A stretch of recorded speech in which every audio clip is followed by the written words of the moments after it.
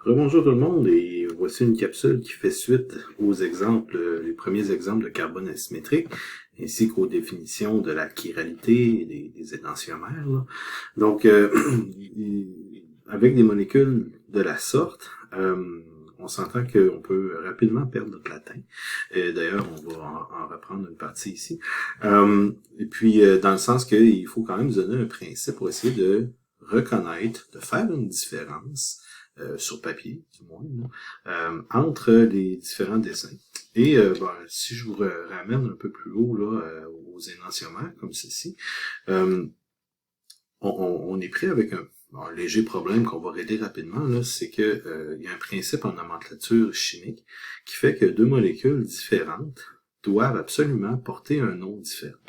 Or, on a vu ici que le 2-chlorobutane, qu'on nomme ainsi en deux dimensions, bien, peut se décliner ou va se décliner en deux versions différentes. Ce qui fait que ces deux versions-là ne peuvent pas s'appeler simplement 2-chlorobutane parce que il faut faire une différence entre les deux. Donc, les deux ne peuvent pas posséder le même nom exactement. Comment on va faire la différence? On va faire la différence, en fait, en rajoutant une lettre devant le nom. Ce sera pas plus que ça. Et la lettre va soit être R ou S. Ça nous amène à la convention RS que vous avez ici, qui, justement, va être une méthode là, qui est totalement inventée par l'humain. Là, oui, ça a rapport à la chimie, mais c'est une méthode logique là, qui est développée par l'humain. C'est pas une propriété chimique. La convention RS, c'est pour différencier deux énantiomères ou deux images miroirs non superposables quand on parle de carbone asymétrique. On va définir, premièrement, vous allez voir, il y a un système de priorité qui va être donné aux quatre morceaux qui sont autour du carbone asymétrique. Et on va regarder ensuite, dans l'espace, si ces priorités-là vont avoir une séquence qui va vers la droite ou vers la gauche, je vais dire horaire ou anti-horaire, là aussi, vous allez voir à quoi ça peut ressembler dans quelques instants.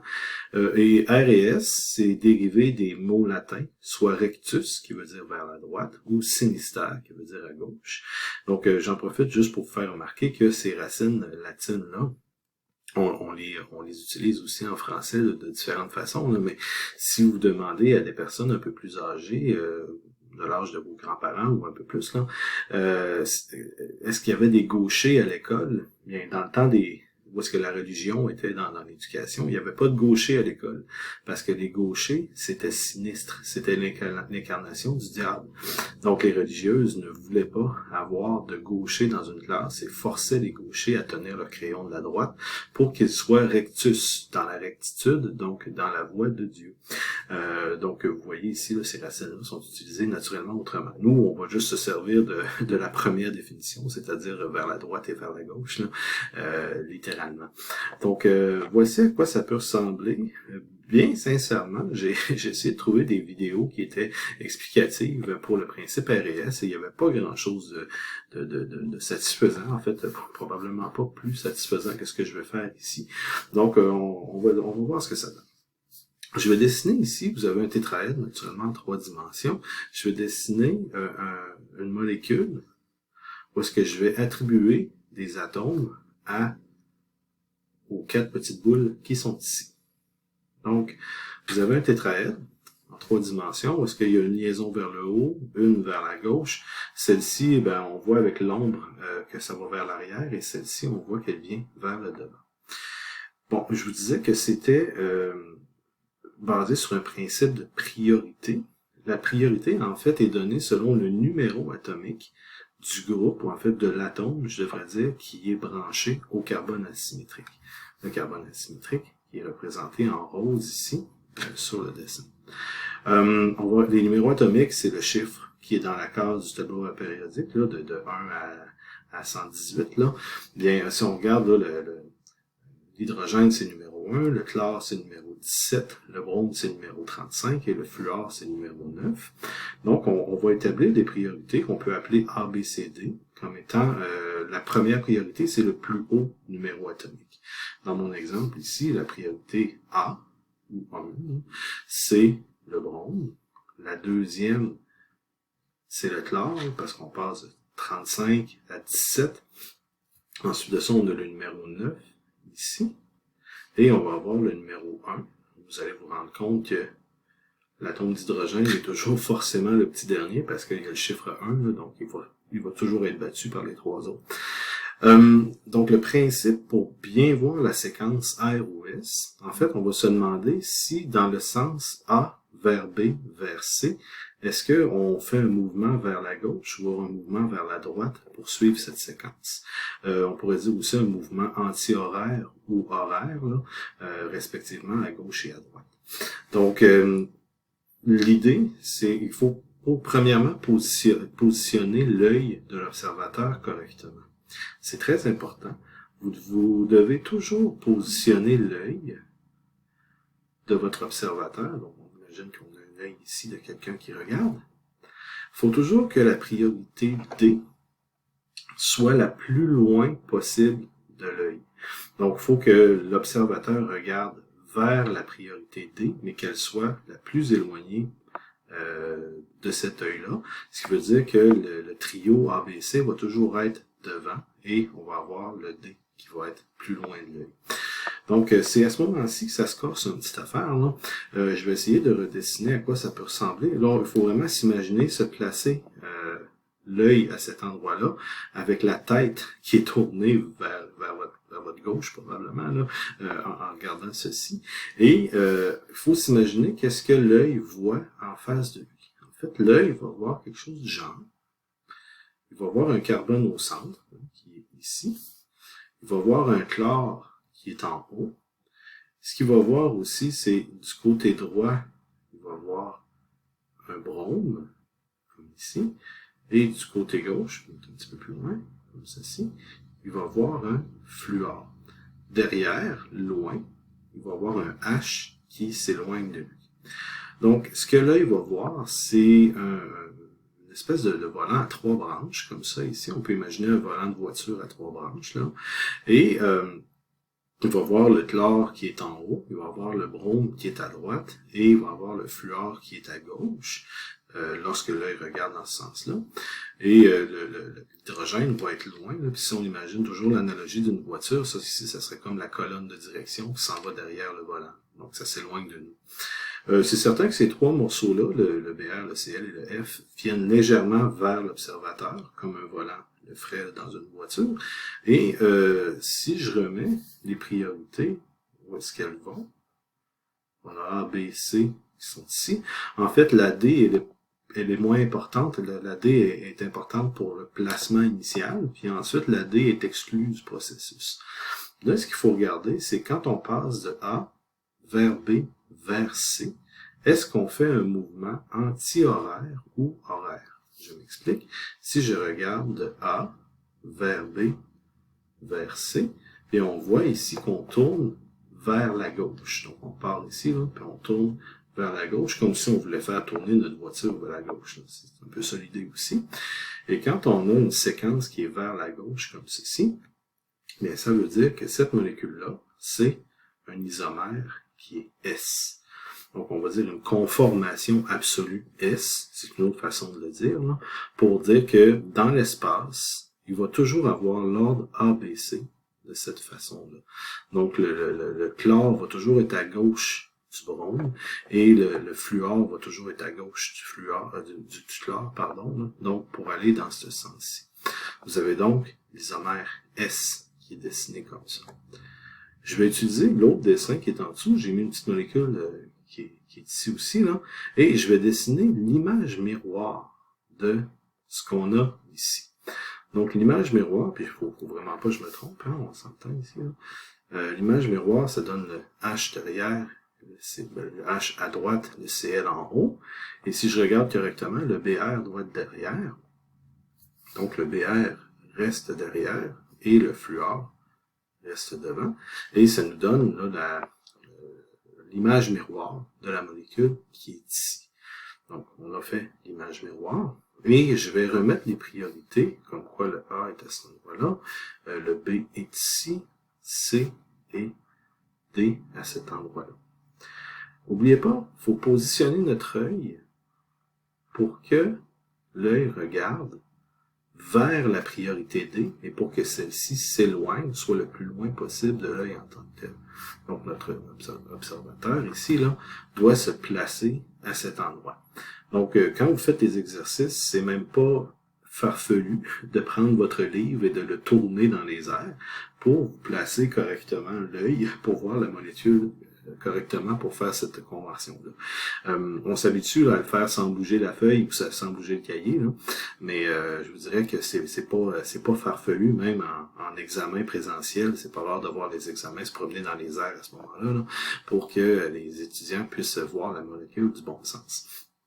Et là, ben, on va s'imaginer la même chose, hein. Qu'est-ce que l'œil voit? Puis, il va voir le chlore en haut, puis il va voir le carbone qui est au centre. Et cette fois-ci, ce qu'il va voir, si on regarde la manière que le dessin est fait, du côté gauche, il va voir le brome qui est ici, et du côté droit, il va voir le fluor. Le H s'en va vers l'arrière, encore une fois, et va s'éloigner. Donc, cette fois-ci, les trois branches sont dans l'ordre suivant, ce qui fait que l'ordre est A, B, C, dans ce sens-ci. Et on voit que quand on passe de A vers B, vers C, on va vers la droite. Donc, on fait tourner la voiture vers la droite, comme ça ici, là. Donc, je vais juste mentionner quelque chose ici. C'est pas la molécule qui tourne, quelque chose comme ça, mais c'est juste notre imagination qui imagine les priorités qui vont dans un sens ou qui vont dans l'autre. C'est pas associé à un mouvement moléculaire non plus, là. C'est vraiment juste un stratagème, là, qu'on a inventé, chers humains, pour se démêler là-dedans. Et cette molécule-là est l'énantiomère R de notre molécule. R et S sont toujours miroirs l'un de l'autre. C'est une façon là, de les différencier, justement. Donc, vous voyez, avec ces deux exemples-là, j'espère que vous visualisez un peu à quoi ressemble la convention R et S. Je peux vous donner d'autres exemples puis parler de la priorité aussi, là, parce que la priorité dans mon exemple précédent était un peu direct parce que chaque atome était différent, puis on pouvait avoir des numéros différents. Je vais recommencer ici, je vais repartir avec mon CH3, puis regardez bien, je vais l'écrire comme il faut, là, dans le sens que quand j'écris CH3, des fois ça peut porter à confusion. Vous allez comprendre ce que je veux dire? Dans votre volume, dans les corrigés, des fois on voit ceci, H3C, quand c'est à gauche. Parce qu'on veut vraiment montrer que c'est une liaison CC qui est à cet endroit-là quand on commence une molécule. C'est certain qu'on écrit CH3 tout le temps, non, mais normalement, on devrait écrire H3C, puis pour vous dire, les logiciels qui font les molécules automatiquement là, ne mettront pas CH3 à gauche, sauf si on les force. Donc, moi, avec le logiciel que j'ai, je peux le forcer, là, puis c'est souvent ce que je fais, mais sinon, là, il va automatiquement le mettre de ce sens-là. Donc, je peux montrer la liaison CC, puis ici, ça a une importance, là, parce que c'est avec ça qu'on peut faire la différence. Donc, si je reprends le 2-chlorobutane qu'on avait précédemment, puis encore une fois, je vais ici détailler le dessin, vous allez voir pourquoi. C'est un CH2, oui, mais ça va être, je vais le faire comme ceci pour une raison. Puis ça va vers un CH3. Hop, pardon. CH3, comme c'est ici. D'accord. Notre carbone asymétrique est ici, et on veut établir la priorité des groupements autour du carbone asymétrique. Bien, premièrement, on va remarquer que le Cl est présent, puis le Cl, c'est le numéro atomique le plus élevé là-dedans. Donc ici, vous allez avoir la priorité A. Le H qui est en dessous, comme je le disais, pauvre petit hydrogène, il y a le numéro 1. Fait qu'il est pas mal tout le temps le perdant là, quand il est présent. Donc, vous allez avoir ici A et D qui sont déjà décidés. C'est la prochaine étape qu'il faut faire correctement. Puis encore une fois, ici, là, je vais essayer de vous aider au maximum, même en définissant, en développant la formule au maximum. L'idée, c'est que on va regarder de chaque côté quel atome on a. Puis comme vous pouvez voir ici, du côté droit et du côté gauche, j'ai un carbone. Donc, ça arrive des fois qu'on a des égalités dans l'établissement de la priorité. Il faut finir par l'établir, cette priorité-là, mais il faut briser l'égalité à quelque part. Le truc, c'est qu'il faut toujours suivre le chemin des liaisons qui s'en va vers le numéro atomique le plus élevé. Donc, du côté droit, le numéro atomique le plus élevé, c'est le C, et du côté gauche, c'est aussi ça. Okay? Donc là, on est à égalité. Du côté gauche, j'ai trois options. Je peux aller vers H, H ou H. Donc, autrement dit, je n'ai pas d'option. Et mon chemin le meilleur, c'est vers un hydrogène qui est du numéro 1. De l'autre côté, j'ai trois options. H, H ou C. C'est très important de toujours suivre la liaison qui va aller vers le numéro atomique le plus élevé. Et à ce moment-là, à cause du numéro 6 du carbone qui est ici et du numéro 1 qui est là, le carbone qui est ici fait gagner le groupe de droite comme étant le groupe avec la priorité qui est la suivante. Donc, tout ceci, au complet, c'est la priorité B. Et ceci, de l'autre côté, ça va être la priorité C. Donc, c'est comme ça qu'on peut démêler, si on veut, là, les priorités d'un côté comme de l'autre. Et on va avoir des priorités qui sont faites comme ça. Ce qui fait que je me permets là, de peut-être redessiner ça pour vous donner toujours les meilleurs exemples possibles. Là. Donc ici, si je regarde, tiens, je vais le dessiner autrement, puis on va s'amuser un peu. Je vais mettre, comme ça. Ouais, je vais le faire comme ça ici, ça va être plus facile pour faire l'image mémoire après. Et je vais mettre le Cl à cet endroit-là, puis je vais mettre le CH2, CH3 ici. Bien, là, ce qui est difficile, est-ce que là, la question, c'est-tu R ou S? Faut se la poser quand c'est dessiné comme ça. Bien, si je veux placer mon œil correctement, je suis obligé de le placer en dessous. Parce qu'il faut que l'œil regarde vers le H qui s'éloigne. Puis là, ensuite, ben là, il faut s'imaginer qu'on est couché sur le côté, ou qu'on est couché sur le dos, et qu'on regarde les priorités comme étant A ici, B de ce côté-là, et C. Et si on est couché sur le dos et qu'on regarde ceci, bien on va se rendre compte en fait, là, la priorité va vers la gauche. Donc, c'est anti-horaire, ceci. Là. Donc, si on va de A vers B vers C, ici, il ne faut pas que je dise de folie, là. En effet, ça nous donne quelque chose qui est anti-horaire si on est vraiment couché en dessous. Donc, cet isomère, et là, on l'écrit comme ça, parenthèse, S-2-chlorobutane. Puis on peut dessiner l'image miroir, parce que je peux faire ça ici, CH3, CH2, et je vais le dessiner pareil, avec le H en haut, le Cl qui est en arrière, et le CH3 qui est en avant. Encore une fois, ici, vous allez mettre votre œil en dessous, regardez ceci, la priorité A va aller vers, faut pas que est-ce que j'ai fait le bon dessin? Oui. Donc, j'ai fait ça ici, B, et on va aller vers C ici. J'ai pas fait d'erreur, j'espère. Hein? Donc, ici, de A vers B vers C, on va du côté horaire. C'est correct. C'est le R de chlorobutane.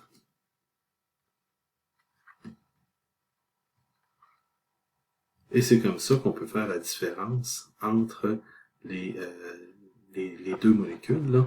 Donc, en termes de nomenclature, on peut faire ça comme ceci. Peut-être pour terminer, je vous donne un dernier exemple. Donc, si vous le regardez peut-être encore un peu, là, ça nous donne le S et le R comme ceci. Puis, vous pourrez pauser la vidéo pour regarder comme il faut les priorités en vous couchant sur le dos. Peut-être ça va vous aider. Sur le côté aussi. Là. Donc, c'est comme ça qu'on peut regarder. C'est comme si on regardait un ventilateur d'en dessous. Fait qu'il faut vraiment regarder comme il faut, là, si c'est horaire ou anti-horaire, là, c'est moins évident. Comme je vous disais, je vais donner un dernier exemple pour vous montrer un piège possible. Je vais vous montrer une molécule, par exemple, là, ça peut être quelque chose du genre CH3, CH2. Je vais faire exprès, là. Je vais mettre un gros morceau de carbone de ce côté-ci. Je vais mettre un carbone asymétrique. Ou est-ce que je vais mettre un CH3 ici? Ou est-ce que je vais mettre CH2, C, double lien O, H, donc un aldéhyde de ce côté-là. et je vais mettre OH en dessous. Okay?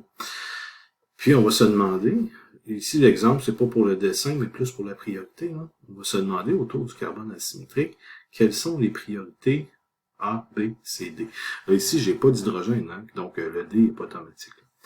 Bien, il faut regarder, comme je vous disais, vers quel côté, en fait, vers quel atome on est lié, puis vous pouvez le redessiner, en développer au complet, ça peut peut-être vous aider.